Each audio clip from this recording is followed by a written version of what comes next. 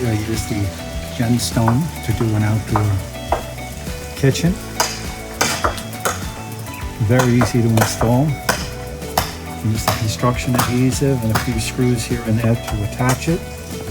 Here's the back. Goes all the way. This island is 3 feet by 12 feet long. I'm just waiting on a granite countertop to come for it. Here it is all built in.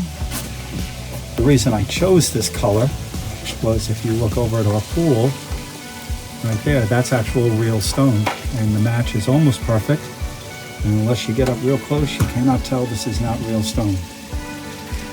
Very easy to work with, very easy to cut. Used a regular circular saw. Went relatively quickly. These here between the refrigerator here and here were nice. They were just full panels that went right up. Here's our corner pieces. And then also, then I did the caulking. And on the caulking, I only used it for the vertical seams. And it really hid them and made them disappear. All in all, great product.